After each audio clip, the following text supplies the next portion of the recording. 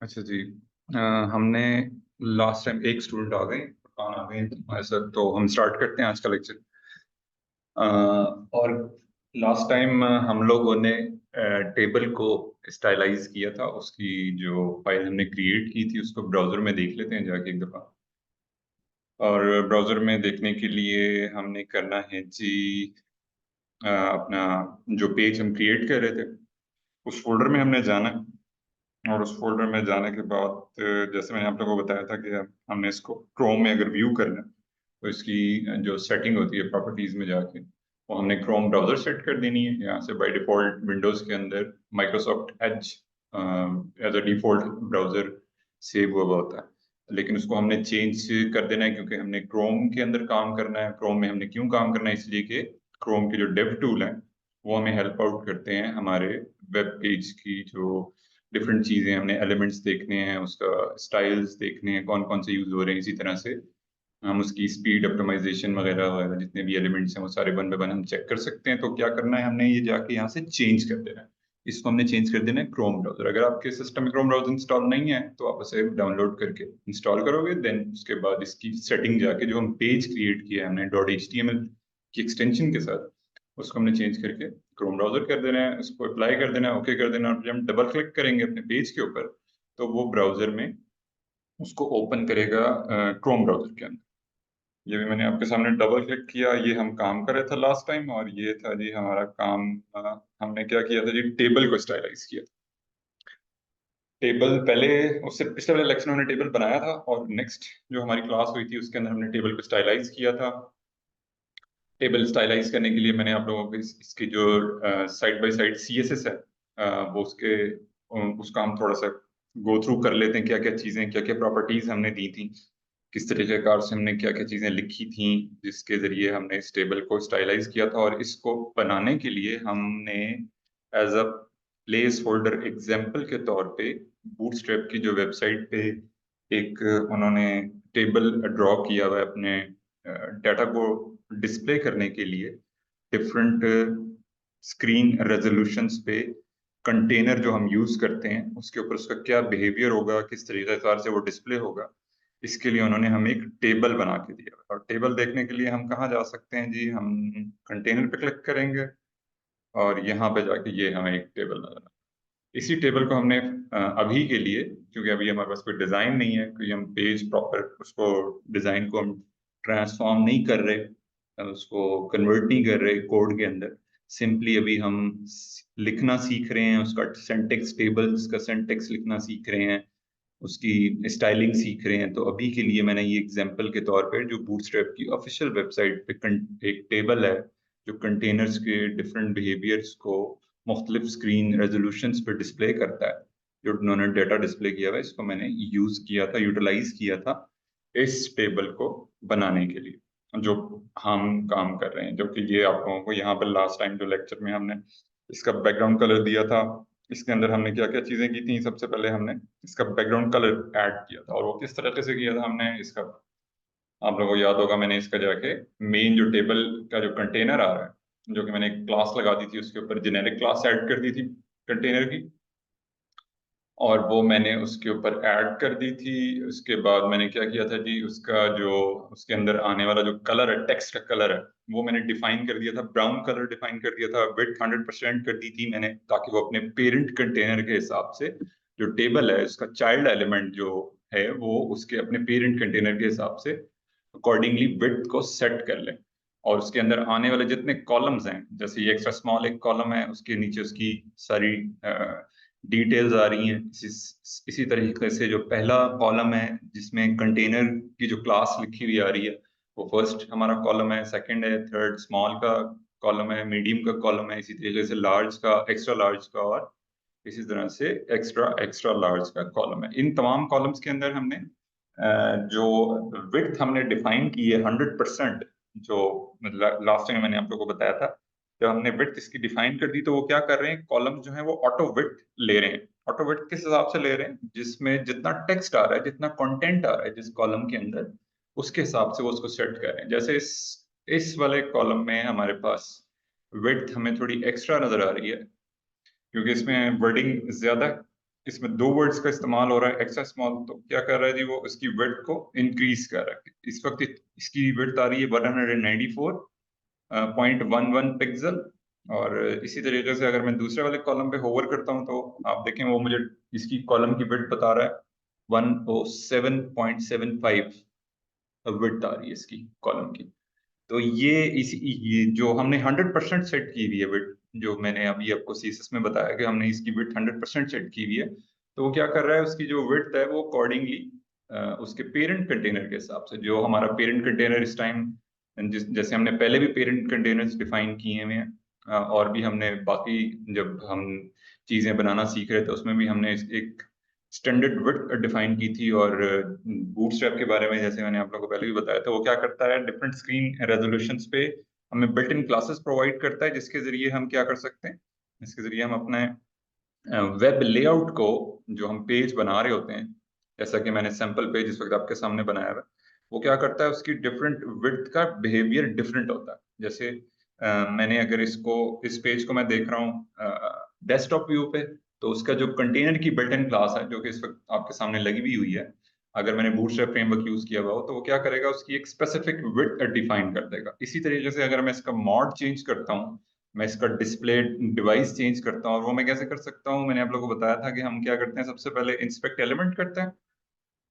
और उसके बाद हम जाके क्या कर सकते हैं जी, इसको हम यहाँ पे ये जो हमारे पास आइकन होता है टॉगल डिवाइस टूल बार का, ये एक मोबाइल फोन बनाया हुआ है इन्होंने, साथ ही इन्होंने छोटा सा एक लैपटॉप की स्क्रीन क्रिएट की हुई है। ये हमें क्या करता है, रिस्पॉन्सिव व्यू प्रोवाइड करता है। जो भी वेब पेज हम बना रहे होते हैं, जो भी वेब पेज हम क्रिएट कर रहे होते हैं, तो वो क्या करेगा, उसको कन्वर्ट कर देगा, उसको शिफ्ट कर देगा हमारे लेआउट को, कि किस तरह से वो उस डिवाइस पे हमें वो वेब पेज बनने के बाद किस तरह से नजर आएगा, देखेगा किस तरह, उसकी डिस्प्ले किस तरह से होगा वो। तो ये हमें हेल्प आउट करता है हमारी डेवलपमेंट का जो प्रोसेस चल रहा होता है। ये क्रोम ब्राउजर का जो डेव टूल है, वो हमें हेल्प आउट कर रहा है इस वाली जो फीचर है, इस फंक्शनैलिटी के जरिए। मैं जैसे ही क्लिक किया इसके ऊपर, आपने देखा होगा मेरा जो बाकी स्क्रीन का जो स्ट्रक्चर है उसने चेंज कर दिया उसको, और उसमें इस वक्त मुझे इसका जो रिस्पॉन्सिव व्यू है वो मुझे वो नजर आ रहा है। और वो मैं क्या कर सकता हूँ, वो मैं डिफरेंट स्क्रीन रेजोल्यूशंस पे जाके उसको शिफ्ट करके चेक कर सकता हूँ। वो मुझे हेल्प आउट भी कर रहा है, क्रोम डेव टूल जो है मुझे हेल्प आउट कर रहा है कि जो स्टैंडर्ड लैपटॉप की जो लार्ज स्क्रीन्स होती हैं वो होती हैं 1400 बाई 14 पिक्सल्स की। और मैं इसके ऊपर आता हूँ तो ये साइड पे एक और मुझे ऑप्शन दे रहा है, वो मुझे मुझे बता रहा है कि जो लैपटॉप की स्टैंडर्ड स्क्रीन होती है वो क्या होती है, 1024 पिक्सल, जो टैबलेट साइज लैपटॉप होता है। इसी तरह से टैबलेट जो इक्विवेलेंट होता है आईपैड के, इसी तरह से आप उस पर जो उसका जो पोर्ट्रे वर्जन देखते हो उसका, जो हमें लैंडस्केप और पोर्ट्रे दो व्यूज होते हैं, इसमें वो क्या क्या कर रहा है, हमें वो बता रहा है 768 पिक्सल उसकी विड्थ होती है। और फिर इसी तरीके से अगर हम मोबाइल स्क्रीन पे इसको स्विच करके देखना चाह रहे हैं कि किस तरह से इसका डिस्प्ले नजर आएगा हमें, तो वो इक्विवेलेंट है 425 पिक्सल के। और इसी तरह से स्मॉल स्क्रीन जो होती हैं, और भी बहुत सारी डिफरेंट स्क्रीन रेजोल्यूशन हमें प्रोवाइड किए हैं, वो हमें क्या कर रहे हैं, वो बता रहा है कि किस तरह से हम उसे स्विच करके चेंज करके देख सकते हैं, और इसका डिफरेंट बिहेवियर किस तरह से होगा। जैसा कि इस वक्त जो एक सैंपल वेबसाइट के तौर पे हम क्या करते हैं, एक वेबसाइट ओपन कर लेते हैं, अ, जैसे मैंने आप लोगों को लास्ट टाइम भी बताया था, केयरसिंक health.com। ये क्या कह रहा है जी, इसको अगर हम इंस्पेक्ट एलिमेंट करके देखते हैं तो ये क्या करेगा, अपना बिहेवियर अकॉर्डिंग, क्योंकि एक वेब पेज रेडी है एज पर द डिजाइन। और सिमिलरली जब आपको एक डिजाइन प्रोवाइड किया जाता है डिजाइन डिपार्टमेंट की तरफ से, या अगर आप खुद डिजाइनर हो, या अगर आप अपनी प्रोडक्ट पे काम कर रहे हो, प्रोडक्ट ऑनर हो, खुद अपनी प्रोडक्ट पे काम कर रहे हो, उसका डिजाइन रेडी कर रहे हो, तो आप क्या करोगे, इसके तीन तरह का डिजाइन रेडी कर लोगे। एक होगा डेस्कटॉप का डिजाइन होगा आपका, एक होगा आईपैड का, और इसी तरह से स्मॉल स्क्रीन के लिए भी एक अलग से डिजाइन पैटर्न आप रेडी कर लोगे, ताकि आपको वेब डेवलपमेंट प्रोसेस में इसको हेल्प मिले, इसको आसान हो बनाना, उसको बिल्ड करना इजी हो। अगर मैं इंस्पेक्ट एलिमेंट करके देखता हूँ इस वेबसाइट का, जो कि मैंने भी आपके सामने ओपन की है, तो आपने देखा इसका जो बिहेवियर है वो चेंज हो गया। कौन सी स्क्रीन रेजोल्यूशन पे, 400 की। और अगर मैं इसे चेंज करके देखता हूँ यहाँ से, लेट सपोज मैं इसको 425 पिक्सल पे देखता हूँ, तो इसका स्क्रीन रेजोल्यूशन इस वक्त जो मोबाइल की जो स्टैंडर्ड विड्थ होती है उसके हिसाब से वो सेट हो गया है, और उसने अपना स्क्रीन जो चीजों एलिमेंट्स हैं जितने भी आ रहे थे, उसके अंदर कार्ड्स आ रहे थे, बैनर आ रहा था, और जितनी भी चीजें थी वो अकॉर्डिंगली उसके हिसाब से उसने उसको चेंज कर दिया। इसी तरीके से अगर मैं इसका स्क्रीन रेजोल्यूशन चेंज करता हूँ और मैं जाता हूँ 768 पिक्सल पे, तो वो अपना उसका जो बिहेवियर है उसका तकरीबन ऑलमोस्ट सिमिलर ही है मोबाइल के, लेकिन उसने अकॉर्डिंगली उसकी विड्थ जो है बैनर एरिया की, और इसके अलावा बहुत सारे जो कार्ड्स की जो इमेजेस की विड्थ है वो एक्सपेंड कर दी है as per the portray view of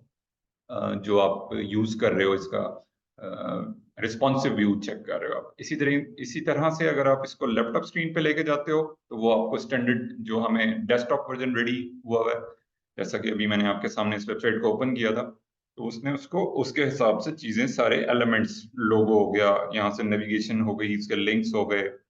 banner area हो गया, सिमिलरली नीचे वाला जो बाकी इसका हिस्सा है, कार्ड्स हैं, उसने उसको चेंज कर दिया है बिल्कुल उसी व्यू के अंदर, जिस तरह से एक स्टैंडर्ड डेस्कटॉप का जो व्यू होता है हमारा, उसके हिसाब से उसने उसको एलिमेंट्स को प्लेस कर दिया है। तो हमें ये जो स्क्रीन रेजोल्यूशन चेंज करने का जो ऑप्शन है, ये हमें क्या फैसिलिटी प्रोवाइड कर रहा है? ये हमारा जो जैसे जैसे हम व्यू अपना चेंज कर रहे हैं, जिस तरीके से हम अपना व्यू चेंज करें, और ये किसके अंदर है? क्रोम डेव टूल के अंदर है, और ये यहाँ पे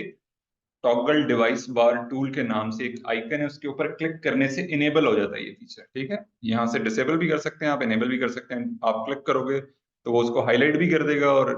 इनेबल कर देगा। अगर आप चाहते हो कि नहीं, मैं इसको वापस इसका डिफॉल्ट व्यू में लाना चाह रहा हूँ, तो आप क्या कर सकते हो, इसे दोबारा क्लिक करोगे तो वापस को वापस चेंज करके जो हम देख रहे थे व्यू जो आ रहा था डेस्कटॉप का, स्टैंडर्ड विड्थ स्क्रीन जो आ रही थी मैं लैपटॉप के ऊपर, उसने उसको वापस इनेबल कर दिया। तो इस तरह से आप इसे स्विच करके चेक कर सकते हो कि किस तरह से हमारा जो वेब पेज क्रिएट हो रहा है। खासतौर पे कंटेनर की मैं इस वक्त बात कर रहा था, क्योंकि हमारा पेरेंट कंटेनर है 100% विड्थ। जो हमारा टेबल वाला है उसकी हम विड्थ देख लेते हैं हमने कितनी रखी थी। इसका जो सेक्शन है और इसके अंदर जो कंटेनर आ रहा है वो इस टाइम 992 पिक्सल, जो कि एक्सटेंडेड विड्थ होती है। बूटस्ट्रैप के अंदर भी अगर आप जाके देखो तो ये इसमें आपको उसमें इनलाइन स्टाइल्स के अंदर जो इसके अवेलेबल होते हैं, बिल्ट इन स्टाइल्स अवेलेबल होते हैं, उसके अंदर भी ये चीजें आपको बाय डिफॉल्ट वो प्रोवाइड कर देता है। किस तरह से, यहाँ पे हम उसको देख भी सकते हैं। ये जो टेबल का जो मैंने ओपन किया हुआ है, बूटस्ट्रैप का जो कंटेनर्स का जो मैंने एक इंफॉर्मेशन ओपन की हुई है आपके सामने, टेबुलर फॉर्मेट में आ रही है। इसमें वो क्या बता रहा है हमें कि अगर आप कंटेनर की क्लास यूज करते हो तो आपको जो आपकी स्टैंडर्ड स्क्रीन होती है 992 पिक्सल की, उसके ऊपर जो आपका कंटेनर की विड्थ होगी वो कितनी होगी? 960 पिक्सल पे उसके आपके लेआउट को वो ड्रॉ कर देगा। अगर आप इस क्लास को यूज करते हो, अपनी सीएसएस कुछ नहीं ऐड करते, क्योंकि अभी तो हमने अपनी सीएसएस ऐड की हुई है इसके अंदर। जैसे मैंने आपको यहाँ पे दिखाया कि हमने अपनी सीएसएस यहाँ पे जाके खुद से लिखी हुई है। कहाँ पे? ये देखें आपके सामने, यहाँ पे मैं दिखा रहा हूँ। ये हमने लास्ट टाइम हमने खुद से राइट डाउन की थी, क्योंकि अभी हम लिखना सीख रहे हैं, सीएसएस को, सिंटैक्स को भी लिखना सीख रहे हैं। तो अभी के लिए मैंने इसको लिख के आप लोगों को बताया था कि किस तरह से इन प्रॉपर्टीज का हमारे फ्रंट एंड पे क्या बिहेवियर होता है। लेकिन अगर आप गेट बूटस्ट्रैप फ्रेमवर्क यूज कर रहे हो अपने वेब पेज को डेवलप करने के लिए, तो आपको इस तरह की जेनेरिक क्लासेस कस्टम सीएसएस में लिखने की जरूरत नहीं है। आप जाओगे और आप इन क्लासेस को यूज करोगे अकॉर्डिंगली, जहां भी आपकी डिजाइन रिक्वायरमेंट के हिसाब से। जैसे आपकी इस वक्त की डिजाइन रिक्वायरमेंट ये है कि आपने ये टेबल बनाना है, तो आप सिंपली उस कंटेनर क्लास को यूज करोगे, उसके अगेंस्ट सीएसएस लिखने की आपको जरूरत नहीं है, और वो आपका स्ट्रक्चर बनता चला जाएगा with using the built in classes of the bootstrap framework. इसी तरह से जैसे मैं साइड बाय साइड दोनों चीजों को लेकर चल रहा था, टेलविंड सीएसएस के साथ भी मैं आपको रेफरेंस दे देता हूँ, जिसमें आप लोगों को हेल्प होती है अपने वेब पेज जो आप लेआउट क्रिएट कर रहे होते हो वेब पेज का, उसके अंदर आप क्या कर सकते हो? बिल्ट इन क्लासेस यूज कर सकते हो। और टेलविंड सीएसएस का बेनिफिट ये है कि ये आपको सिर्फ उन्हीं स्टाइल्स को रन टाइम पे डिस्प्ले करता है, फेच करके लेकर आता है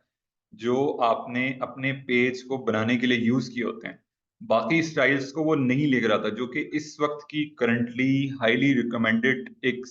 जो चीज इस वक्त गूगल पेज स्पीड के पॉइंट ऑफ व्यू से भी मैंने अक्सर आप लोगों के सामने एक वेबसाइट ओपन करके बताई है आप लोगों को, गूगल पेज स्पीड के नाम से। ये क्या करता है, आपको हेल्प आउट करता है आपके वेब पेज को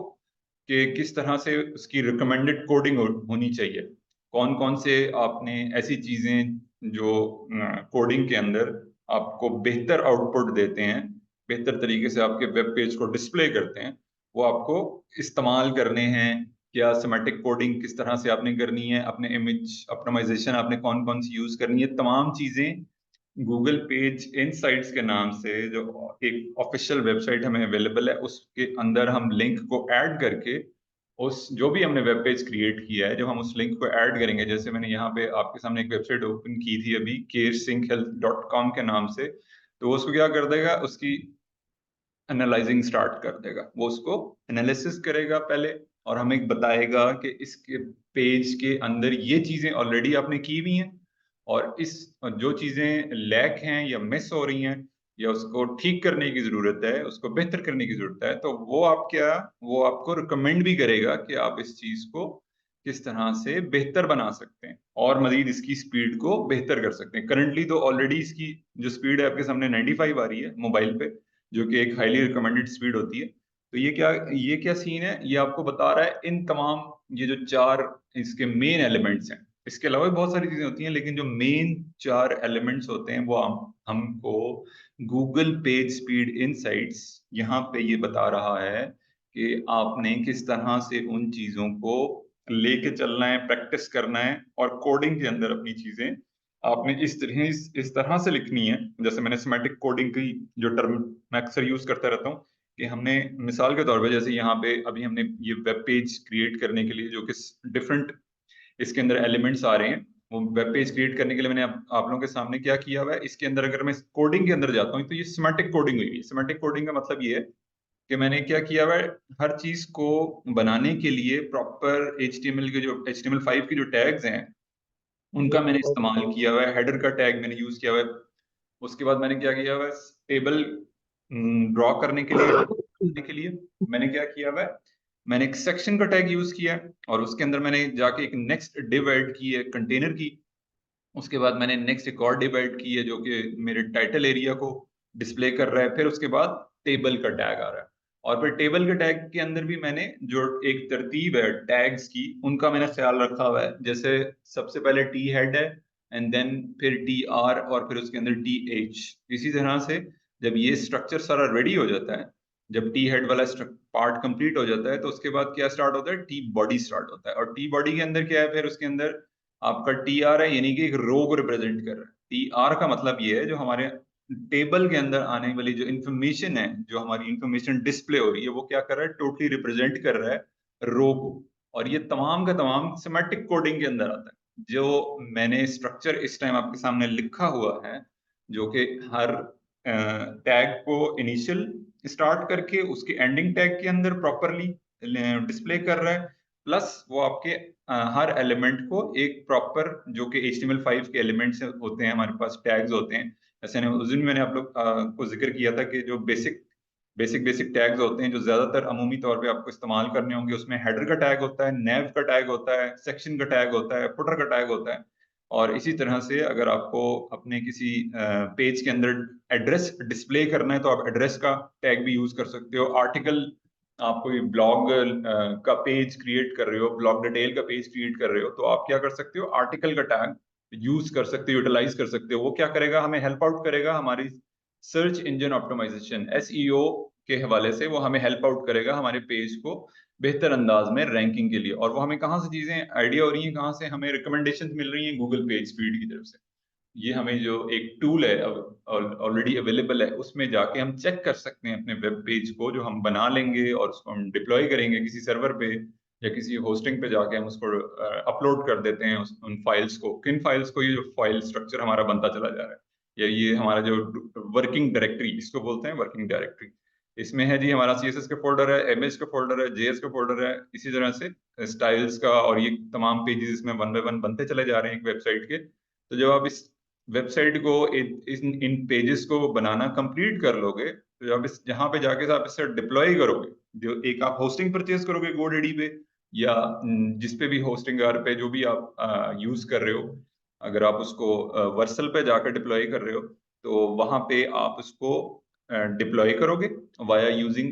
जो भी CLI कमांड होती है। अगर आप टर्मिनल के जरिए आप उसको डिप्लॉय करना चाह रहे हो तो आप जब उस कमांड के जरिए आप उसे डिप्लॉय करोगे तो वो आपका एक लाइव लिंक एक आपका क्रिएट हो जाएगा, जिस तरह से ये एक वेबसाइट का मैंने अभी आपके सामने ओपन किया हुआ है। तो वो क्या होगा देन, जब आप वो लिंक ऐड कर लोगे, क्रिएट कर लोगे, जब इंटरनेट पे वो वेबसाइट आपकी पब्लिश हो जाएगी, अपलोड हो जाएगी और वो एक्सेसिबल होगी, तो फिर आप उसका एक लिंक जो है, जो डोमेन आपने परचेज की होगी, जो भी आपने फाइल अपलोड की होंगी, उसके अगेंस्ट वो आपको वेब पेज आपका दिखने लगेगा, डिस्प्ले होने लगेगा इंटरनेट पे,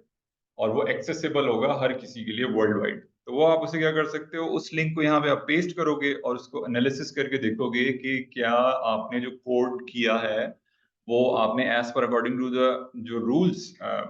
HTML के हो गए, HTML5 के हो गए, और इसके अलावा जो गूगल पेज की तरफ से, गूगल पेज स्पीड की तरफ से आपको रिकमेंडेशन हैं, उसके मुताबिक आपने वो उन चीज़ों को वहाँ पे प्रॉपरली लिखा है, नहीं लिखा। तो वो तमाम चीजें आपको हेल्प आउट करेंगी इस सारे स्ट्रक्चर को बेहतर अंदाज में डिस्प्ले करने के लिए। चलिए, इसके साथ साथ हम देख लेते हैं, एक छोटी सी चीज देख लेते हैं जो हमें हेल्प आउट करेगी हमारे HTML के स्ट्रक्चर को और बेहतर अंदाज में समझने के लिए। मैंने आप लोगों से पहले भी जिक्र किया था, आज हम इसे जरा डिटेल में देख लेते हैं। हमारे HTML के अंदर हम क्या कर सकते हैं, हेडिंग के जो टैग्स होते हैं वो डिफाइन कर सकते हैं। HTML के अंदर हमें 6 लेवल जो है उसके हमें टैग्स अवेलेबल हैं। HTML जो हमने टाइटल्स अपने डिस्प्ले करने होते हैं, खास तौर पे हमारा कोई भी वेब पेज अगर हम क्रिएट कर रहे हैं, उसके अंदर आने वाले टाइटल्स को हम क्या कर सकते हैं, टाइटल्स डिस्प्ले करने के लिए हेडिंग के टैग्स का इस्तेमाल कर सकते हैं। हेडिंग का टैग इस्तेमाल करने के लिए मैंने आप लोगों को पहले भी, हमारे ये जो पेज हम बनाते जा रहे हैं, इसके अंदर मैंने काफी सारे टाइटल्स का इस्तेमाल भी किया हुआ है, इसका इस्तेमाल करके आप लोगों को बताया भी हुआ है। तो इसमें सबसे पहले हम क्या करते हैं, अभी के लिए समझने के लिए हम क्या करते हैं, H1 का एक टैग हम यूज करते हैं और उसको डिस्प्ले करने के लिए उसके अंदर हम क्या करते हैं, एक लोगो ऐड कर देते हैं। यहाँ पे लोगो क्यों मैं ऐड कर रहा हूँ, इसलिए जब भी आप कोई वेब पेज क्रिएट करते हो और उसका जो भी आपका ब्रांडिंग है, जो भी जिस भी प्रोडक्ट पे आप काम कर रहे हो, अगर आप किसी क्लाइंट के लिए काम कर रहे हो या आप अपने किसी प्रोजेक्ट पे खुद से आपने वो प्रोजेक्ट बनाया है और उस पर काम कर रहे हो, तो आपका जो लोगो है वो आपका H1 के टैग में अगर आप उसे रखते हो तो वो भी आपको हेल्प आउट करेगा SEO पॉइंट ऑफ व्यू से। तो इसलिए इस चीज को मैं हेडिंग जो मेरा लोगो है उसको मैं क्या कर रहा हूँ, H1 के टैग में रख रहा हूँ। और आपने इस चीज को भी ध्यान में रखना है, इस चीज का भी आपने ख्याल रखना है कि आपने H1 का जो टैग है अपने पूरे वेब पेज के अंदर, जो भी वेब पेज है आपका, लेट सपोज अगर वो होम पेज है, इसी तरह से अगर आपका कॉन्टेक्ट अस का पेज है या आपका अबाउट अस का पेज है या आपका प्रोडक्ट डिटेल का पेज है, इसी तरह से प्रोडक्ट लिस्टिंग का पेज है, अगर आप किसी E-कॉमर्स बेस्ड वेबसाइट पे काम कर रहे हो, तो वो आपको क्या करेगा, आपने उस टैग का इस्तेमाल आपने एक मर्तबा करना है, H1 का टैग। इसके बारे में जो H1 की जो यूटिलाइजेशन है वो आपने गूगल पेज स्पीड की रिकमेंडेशन भी यही कहती है, और जो HTML के लू जो हमारा इसका असूल असूल हैं, हमारे जो लॉज हैं, वो अभी हमें यही रिकमेंड करते हैं कि हम H1 का जो टैग है उसको हम अपने वेब पेज में एक मर्तबा इस्तेमाल करें। तो इसमें क्या कर रहा हूं मैं, अपने लोगो को मैं यहाँ पे डिस्प्ले कर देता हूँ। लोगो डिस्प्ले करने के लिए मेरे पास कोई PNG इमेज होना चाहिए, तो मैं PNG इमेज क्या करता हूँ, PNG इमेज में यूज कर सकता हूँ। जो भी मैं लोगो क्रिएट कर रहा हूँ, लोगो क्रिएट करने के लिए यकीनन आप फोटोशॉप यूज कर रहे होंगे या इलस्ट्रेटर यूज कर रहे होंगे। ये डिफरेंट टूल्स हैं आपके लोगो को वेक्टर बेस्ड ड्रॉ करने के लिए। कौन कौन से टूल, मैं दो नाम लिए, फोटोशॉप यूज कर सकते हैं आप, फोटोशॉप आप क्या कर सकते हो, इसमें भी आप बना सकते हो अपने लोगो को क्रिएट कर सकते हो, जो कि एडोबी की प्रोडक्ट है। और इसी तरह से आप क्या कर सकते हो, आप इलस्ट्रेटर भी यूज कर सकते हो, इलस्ट्रेटर भी यूज कर सकते हो, ठीक है। ये दो इसके अलावा भी और बहुत सारे टूल्स हैं,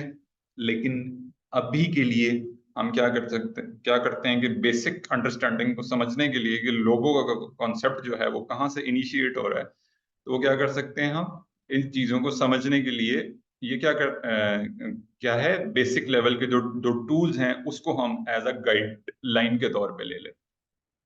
तो आप क्या कर सकते हैं, ये दोनों टूल्स मैंने आपको बता दिए। इसमें आप अपना लोगो क्रिएट करेंगे, जनरेट करेंगे, और अपने HTML पेज के अंदर, जो HTML का पेज इस वक्त हम क्रिएट कर रहे हैं, यहाँ पे आप उसे डिस्प्ले कर देंगे यूजिंग जो सिंटेक्स होगा उसका, वो वही होगा जैसे मैंने इमेज का आप लोगों को बताया था। तो मैं क्या करता हूँ, अभी के लिए कोई भी लोगो डाउनलोड कर लेता हूँ कहीं से, मैं सेव कर लेता हूँ, या जो भी मैं एग्जिस्टिंग जो मेरी वेबसाइट्स हैं वहां से जाके मैं अभी के लिए प्लेस होल्डर के तौर पे आप लोगों को यहाँ पे लगा के दिखा देता हूँ। जैसा कि मिसाल के तौर पे मैंने एक वेबसाइट ओपन की थी लास्ट टाइम, रनोव सॉल्यूशंस के नाम से। रनोव सॉल्यूशंस, इसको मैंने सर्च किया, रनोव सॉल्यूशंस को, यहाँ टॉप में इसका लिंक आ रहा है, मैंने क्लिक कर दिया इसके ऊपर। अब मैं क्या करूंगा, इसका लोगो मैं कोशिश करता हूँ कि यहाँ से एक्सपोर्ट कर लूँ, डाउनलोड कर लूँ, जो मुझे हेल्प आउट करेगा अभी के लिए आप लोगों को समझाने के लिए। यकीनन आप उसको जब आप किसी प्रोजेक्ट पे काम कर रहे होंगे तो आपको डिजाइनर जो है वो इसको फोटोशॉप फॉर्मेट में प्रोवाइड करेगा आपको, जो भी वेब पेज होगा आपका, या आपको इलस्ट्रेटर फॉर्मेट में वो प्रोवाइड कर देगा। अच्छा, अच्छा।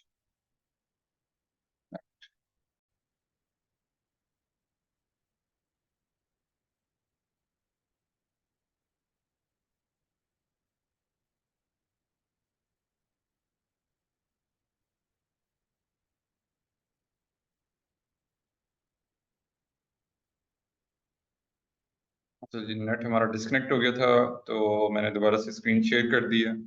होपफुली आप लोगों को सबको स्क्रीन नजर आ रही होगी। मेरी जो वेबसाइट है रनोव सॉल्यूशंस की, मैं ये आप बता रहा था आप लोगों को कि हमारी लोगो लगाने का जो प्रोसेस मैं बता रहा था आपको, मैंने दो टूल्स आपको बताए, एडोब फोटोशॉप और एडोब इलस्ट्रेटर। ये हमें हेल्प आउट करते हैं हमारे लोगो को क्रिएट करने के लिए। अगर हमने वेक्टर बेस लोगो क्रिएट करना है तो हम इसके अंदर हम लोगो क्रिएट कर सकते हैं, और फिर हम उसे इंपोर्ट कर सकते हैं फोटोशॉप के अंदर, जो वेब पेज क्रिएट कर रहे हैं हम एज अ डिजाइनर, और फिर हम उसे इस्तेमाल कर सकते हैं एज अ डेवलपर अपने वेब पेज के अंदर, ठीक है, उसको एक्सपोर्ट करके। तो अभी के लिए मैं क्या कर रहा हूँ, मैं यहाँ से रनोव सॉल्यूशंस का, क्योंकि मुझे है आइडिया, मैं डेवलपमेंट इसका जो इंस्पेक्ट टूल है हमारा, वो क्रोम का डेव टूल है, वहां से जाके मैं क्या करता हूँ, राइट क्लिक करता हूँ हमारे इसके ऊपर, जो रनोव सॉल्यूशंस का जो हमारा लोगो है उसके ऊपर मैं क्या करूंगा, इसको ओपन कर लेता हूँ इसका डेव टूल। मैंने डेव टूल ओपन करने के बाद मैंने क्या करना है जी, इस लोगो को मैंने डाउनलोड करना है। इसको डाउनलोड करने के लिए मैं क्या करूंगा, आप लोगों ने ऐसे नहीं करना, यकीनन आप लोगों के पास एक डिजाइन होगा और उसका आप इस्तेमाल करेंगे, लेकिन अभी के लिए मैं आप लोगों को यहाँ इसकी एग्जांपल समझाने के लिए मैं इस इमेज को क्या करता हूँ, सेव कर लेता हूँ अपने सिस्टम पे, ताकि मैं आपको इसका लोगो लगा के दिखा सकूँ। मैंने क्या किया, उस पर क्लिक कर दिया, उसने नेक्स्ट टैब में वो लोगो ओपन कर दिया। अब मैंने क्या करना है, इसको सेव करना है अपने सिस्टम पे। और वो मैं कैसे कर सकता हूँ, मैंने कंट्रोल एस प्रेस किया, उसने मुझसे वो पूछ रहा है कि मैं इस इमेज को कहाँ पे सेव करूंगा। तो आपने क्या करना है, यहाँ पे आने के बाद आपने डेस्कटॉप पे क्लिक करना है, और आपने वर्किंग डायरेक्टरी जिसमें आप काम कर रहे हैं, मैं किस में काम कर रहा हूँ इस टाइम, HTML मॉड्यूल -1 में काम कर रहा हूँ मैं। और मैंने उसके बाद नेक्स्ट जो फोल्डर का इंतखाब करना है, उसको सिलेक्ट करना है, वो है जी IMG इमेज का फोल्डर, वो मैंने क्रिएट किया हुआ है तमाम इमेजेस के लिए।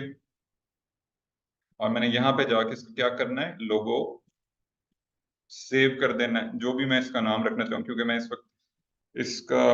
जो नाम है इसका वो वही रख देता हूँ, रेनोव सॉल्यूशंस के नाम से मैंने इसको सेव कर दिया, और .png फॉर्मेट में इसको मैंने सेव किया। ये आपका जो इमेज है वो यहाँ पे जाके सेव हो गया। और मैं इसे कैसे देख सकता हूँ, क्लिक करूंगा यहाँ पे, जो फोल्डर का आइकन बना हुआ होता है, यहाँ से जाके आप इसे देख भी सकते हैं कि ये डेस्कटॉप पे HTML मॉड्यूल 1 और इमेज के अंदर ये आपका इमेज यहाँ पे लोगो सेव हो गया। अब मैं ये लोगो अपने वेब पेज के अंदर, जो कि मैं वेब पेज क्रिएट करने लगा हूँ, और मैंने आप लोगों को एग्जांपल के तौर पे H1 के टैग में इसको इनकॉर्पोरेट करके दिखाना है, इसको सिंटेक्स किस तरह से लिखते हैं वो मैंने आपको बताना है, तो इसलिए मैंने उसको H1 के टैग में रखा है, ठीक है। और मैं क्या करूंगा, लिखना शुरू करूंगा सिंटेक्स इसका, इमेज को यहाँ पे डिस्प्ले करने के लिए। तो मैंने आप लोगों को जैसे पहले भी बताया था, IMG क्या करता है, हमारा जो वेब पेज के अंदर जो हमने इमेजेस का इस्तेमाल करना होता है, उनको हम इस्तेमाल करने के लिए किस तरह से लिखते हैं, उसका सिंटेक्स क्या होता है। लेस देन के साइन के साथ वो स्टार्ट होता है, आईएनजी लिखते हैं आप, स्पेस देते हैं, और इसके बाद जो नेक्स्ट एट्रीब्यूट है इस टैग का वो हम इस्तेमाल करते हैं, और वो सोर्स का एट्रीब्यूट है। जैसे ही मैं क्लिक करूंगा तो वो क्या करेगा, मुझे इक्वल का साइन ऐड कर देगा। ये मुझे क्या हेल्प आउट कर रहा है, कौन हेल्प आउट कर रहा है, ये असिस्ट कर रहा है मुझे, ये मुझे हेल्प आउट कर रहा है वीएस कोड। वीएस कोड मुझे हेल्प आउट कर रहा है इस स्ट्रक्चर को, इस सिंटेक्स को इस तरह लिखने में। अगर मैंने आप लोगों को पहले भी कही, मतलब ये चीज कही है कि अगर आप नोटपैड में काम कर रहे हो या आप किसी सिंपल उसके अंदर कोई एडिटर नहीं है और वो इस तरह का नोटपैड सिंपल टाइप चीज है, तो उसमें ये चीजें आपको खुद से लिखनी पड़ेंगी। इसलिए आप इन चीजों की जितनी ज्यादा प्रैक्टिस करेंगे, जितना ज्यादा आप इन चीजों को प्ले अराउंड करेंगे, देखेंगे, बार बार गो थ्रू करेंगे, तो आपको इन चीजों को लिखने का तरीकाकार याद हो जाएगा। तो आपने क्या करना है, SRC लिखने के बाद इक्वल का साइन ऐड करना है, स्पेस नहीं होनी चाहिए बीच में कोई। उसके बाद आपने डबल कोट कॉमास ऐड करना है, उसके बाद डबल कोट कॉमास को क्लोज कर देना है, और बीच में आपने क्या करना है, पाथ ऐड करना है। किस चीज का, लोगो का। और लोगो का पाथ ऐड करने के लिए, क्योंकि मेरे पास वर्किंग डायरेक्टरी यहाँ पे इमेज का फोल्डर एग्जिस्ट करता है, ये आपके लेफ्ट साइड पे आपको यहाँ पे जो VS कोड ने आपको वर्किंग डायरेक्टरी ओपन करके दिखाई है, उसका स्ट्रक्चर यहाँ पे नजर भी आ रहा है आपको, ING। और उसके बाद आप, क्योंकि ये फोल्डर है तो उसने साइन भी बना दिया उसका, ये फोल्डर आप ऐड करना चाह रहे हो। मैंने क्लिक किया, उसके अंदर क्या है जी, उसके अंदर कौन सा वाला लोगो है जो मैंने अभी डाउनलोड किया है, मैंने उसको रीनेम कर दिया था लोगो डैश रनोव सॉल्यूशंस डॉट PNG के नाम से वो लोगो एग्जिस्ट करता है। ऐसे मैंने क्लिक किया तो उसने मेरे सेंटेक्स को कंप्लीट कर दिया, और उसने मार्क कर दिया कि ये सेंटेक्स आपने बिल्कुल ठीक लिखा है। तो आपको विजुअल स्टूडियो कोड यूज करने का ये बेनिफिट भी है कि वो आपको असिस्ट भी कर रहा होता है, और जहां पे आपकी कोई गलती होती है, आप कोई पाथ ठीक नहीं लिखते, या आप कोई जैसे मैंने इस टाइम इमेज का जो मैं सिंटेक्स लिख रहा हूँ, टैग लिख रहा हूँ, क्योंकि वो कंप्लीट नहीं है, तो उसने उसको, जो मेरा H1 का टैग है, उसको उसने हाईलाइट कर दिया है कि आपका जो ये स्ट्रक्चर है ये अभी मिसिंग है, इसके अंदर कोई पार्ट आप मिस कर रहे हो इस चीज में, जो आप ऊपर ये स्ट्रक्चर मैंने लिखना शुरू किया है, क्योंकि अभी ये प्रॉपर लिखा नहीं हुआ मैंने, तो ये आपको क्या कर रहा है, असिस्ट भी करता रहता है। ये कि VS कोड का ये यूज करने का बेनिफिट ये है कि वो आपको असिस्ट भी कर रहा होता है, और इससे आप चीजें सीख भी रहे होते हो टाइम टू टाइम। और यहाँ पे मैं ये इमेज आपको बताना चाह रहा हूँ, ये कहाँ पे एग्जिस्ट करता है, ये इमेज आपका यहाँ पे जाके, ये आप यहाँ पे देख भी सकते हो। अगर आप इसे क्लिक करोगे तो यहाँ पे आपको ये डिस्प्ले भी कर देगा, यहाँ पे VS कोड के अंदर ये आपको डिस्प्ले भी कर दिया उसने। ठीक, मैंने क्या किया, यहाँ पे इस लिखने के बाद जो इसका नेक्स्ट एट्रीब्यूट है, जो कि इंपॉर्टेंट तरीन एट्रीब्यूट है, मैं आपको पहले भी इसके बारे में जिक्र कर चुका हूँ, ऑल्ट का एट्रीब्यूट। ऑल्ट का एट्रीब्यूट क्या करता है, आपके इमेज को, अगर आप ने किसी जगह पे वेबसाइट अपलोड की हुई है और वहां पे इंटरनेट की स्पीड इतनी ज्यादा नहीं है, बेहतर नहीं है, तो वो क्या करेगा, आपका जो वेब पेज के अंदर आने वाले इमेजेस है ना, जो ऑल्ट टैग में आप लिखोगे, यहाँ पे जैसे मैं लिखता हूँ रनोव सॉल्यूशंस, रनोव सॉल्यूशंस राइट डाउन करता हूँ और लोगो लिख देता हूँ, क्योंकि ये लोगो इमेज है, तो मैंने क्या किया, रनोव सॉल्यूशंस लोगो, ये क्या किया मैंने, ऑल्ट टैग के अंदर, जो मेरा ऑल्ट का जो एक एट्रीब्यूट है, ऑल्ट टैग भी बोलते हैं इसको, ऑल्ट का जो एट्रीब्यूट है उसके अंदर मैंने क्या किया, वो वर्डिंग लिख दी। इसका क्या बेनिफिट हुआ कि अगर ऐसी जगह पे जहाँ पे इंटरनेट की फैसिलिटी बहुत लो स्पीड आ रही होती है उसकी, तो वो क्या करेगा, इस वाले टेक्स्ट को वो फौरन डिस्प्ले कर देगा। और गूगल पेज स्पीड, जैसे मैंने आपको भी पहले भी जिक्र किया, गूगल पेज भी स्पीड भी आपको ये चीजें हाईली रिकमेंड करता है कि आपकी जो नेमिंग कन्वेंशन है, प्लस आपका जो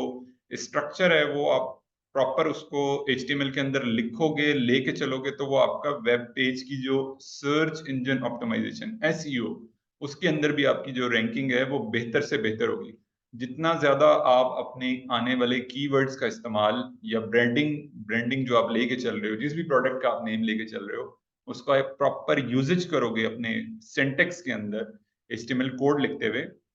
तो वो आपको हेल्प आउट करेगा आपके वेब पेज को रैंक करने में। अब मैंने इसको कंप्लीट करने के लिए क्या किया, मैंने ग्रेटर देन का साइन ऐड कर दिया, एंड पे मैंने क्या किया, ग्रेटर देन का साइन साइन ऐड कर दिया। अगर मैं चाहता हूं कि इसके ऊपर मैं कोई क्लास भी लगा दूं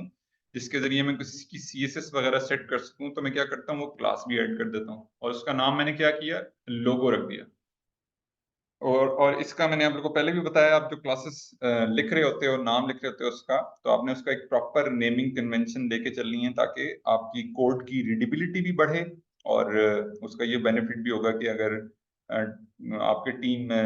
के साथ आप काम कर रहे हो, आपने प्रॉपर नेमिंग कन्वेंशन की भी होगी, तो वो आपको बैकएंड डेवलपर के लिए भी आसानी हो जाएगी। उसको भी पता होगा कि ये क्लास अगर फ्रंट एंड डेवलपर ने लिखी है तो इसका क्या मकसद हो सकता है, क्यों लिखी है इसने ये क्लास। और मैंने ये सिंटेक्स कंप्लीट कर दिया, और मैंने इसको किस में रखा जी, H1 के टैग में रखा मैंने इसको, और इसके अंदर मैंने क्या किया, मैंने लोगो ऐड कर दिया। अब मैं क्या करता हूँ, इसको सेव करता हूँ और मैं ब्राउजर में जाके इसका आउटपुट देखता हूँ कि इसका आउटपुट कैसा। ब्राउजर में हम ओपन कर लेते हैं इस वेब पेज को। ये पेज ऑलरेडी ओपन है हमारे पास, और यहाँ पे मैंने ऐड किया है, ठीक है, अबाउट अस से एक लेवल ऊपर यहाँ पे अबाउट अस लिखा हुआ आ रहा है, और इससे भी एक लेवल ऊपर मैंने H1 का टैग ऐड करके ये इमेज ऐड किया। तो अब जब मैं इस पेज को रिफ्रेश करूंगा, यहाँ से भी रीलोड कर सकते हैं आप इसको, और राइट क्लिक करके भी ये रीलोड, या फिर अगर आप कीबोर्ड यूज करना चाह रहे हो, शॉर्टकट की यूज करना चाह रहे हो, तो वो उसके जरिए भी आप इसे रीलोड करके देख सकते हो। जैसे मैं क्लिक करूंगा तो यहाँ पे आपको टॉप में ये रेनोव सॉल्यूशंस का लोगो उसने लगा दिया है यहाँ पे टॉप का। और ये इसका किस तरह से उसने डिस्प्ले किया, उसने इस वाले सिंटेक्स के जरिए, जो हमने H1 का टैग यूज किया, और उसके अंदर हमने जाके ये लोगो ऐड कर दिया यहाँ पे, ठीक है, ये लोगो हमने ऐड कर दिया। इसी तरह से आप क्या कर सकते हो, इसकी डिफरेंट हेडिंग लेवल्स हैं। अब ये H1 यूज किया मैंने, और मैं चाहता हूं कि इसके अलावा भी और हेडिंग लेवल्स में इस्तेमाल करूं, तो वो भी आप मुख्तलिफ पेज के अंदर चीजें बनाते वक्त इस्तेमाल कर सकते हो उसका। जिस जिस तरह से इस वक्त हमने कौन सी वाली हेडिंग लेवल यूज किया हुआ है अपने वेब पेज के अंदर, हमने ये जो सेकंड लेवल हमने जो लिखा है हेडिंग का, वो हमने इसके लिए लिखा है HTML टेबल्स, जो हमने वर्ड लिखा है यहाँ पे हमने इसको यूज किया हुआ है। और वो कैसे हमने यूज किया हुआ है, लेस देन का साइन के साथ स्टार्ट किया हमने H2। ये आप पहले हमने क्या किया था, H1 का इस्तेमाल किया था, अब हमने क्या किया, H2 का इस्तेमाल किया। और ये हम क्या कर सकते हैं, इस तरह से हम जो हमारा लेवल है HTML का हेडिंग्स का, उसका लेवल 2 जो है वो हम यूज कर सकते हैं। और आपने इस चीज का भी ख्याल रखना है कि अगर आप किसी सेक्शन के अंदर आप काम कर रहे हो, जैसे आप इस वक्त HTML टेबल्स का जो एक सेक्शन हमने क्रिएट किया है सेक्शन टेबल्स के नाम से, अगर आप उसके अंदर कोई हेडिंग का लेवल यूज करते हो, और उसके बाद आपको दोबारा से कुछ कार्ड्स क्रिएट करने पड़ते हैं, और उसके अंदर जैसे मिसाल के तौर पे मैं आपके सामने कुछ कार्ड्स क्रिएट करके दिखाता हूँ आपको। वो हमने क्या करना है, कुछ कार्ड्स क्रिएट करने हैं जिसमें हम डिफरेंट फीचर्स बता रहे होंगे यहाँ पे, ठीक है। यहाँ पे ना 1, 2 और 3, यहाँ HTML टेबल्स के नीचे वो एक डिव आ जाएगा, और उसके अंदर वो 3 कार्ड आएंगे। जैसे मिसाल के तौर पे मैं क्या करता हूँ, डिव क्रिएट करता हूँ एक, और यहाँ पे मैं क्या करता हूँ, यहाँ मैं कह देता हूँ जी कार्ड्स फीचर, फीचर्स। ये मैंने कंटेनर डिफाइन कर दिया, उसकी क्लास मैंने रख दी कार्ड्स फीचर के नाम से, और मैंने उसके अंदर वो कार्ड क्रिएट करना है, मैंने डिव यूज किया, और मैंने उसके अंदर उसका नाम रख दिया कार्ड। और मैं अब क्या करता हूँ, यहाँ पे एक और हेडिंग का टैग, जो कि H2 पहले ही आ रहा है, अब मैं क्या करता हूँ H3 यूज करता हूँ, ठीक है, H3 यूज करता हूँ। और ये क्या है जी, हमारा एक फीचर, जैसे मिसाल के तौर पे फीचर के लिए मैं वर्डिंग कुछ भी यूज कर लेता हूँ। यहाँ पे फीचर्स के लिए वर्डिंग यूज करने के लिए मैं इधर से जाके और ये वाली वर्डिंग यूज कर लेता हूँ, वर्चुअल केयर के नाम से। ये मैंने कॉपी किया इसको यहाँ पे, और यहाँ पे पेस्ट कर दिया। सिंपल प्लेस होल्डर टेक्स्ट है, और प्लेस होल्डर टेक्स्ट के लिए मैंने आप लोगों को लास्ट टाइम भी बताया था, हमारे इसके अंदर VS कोड के अंदर एक्सटेंशन अवेलेबल हैं, उसके जरिए भी हम इन चीज़ों को ड्रॉ कर सकते हैं, लिख सकते हैं, बना सकते हैं, यूज कर सकते हैं अकॉर्डिंगली। उसके बाद हम क्या करते हैं,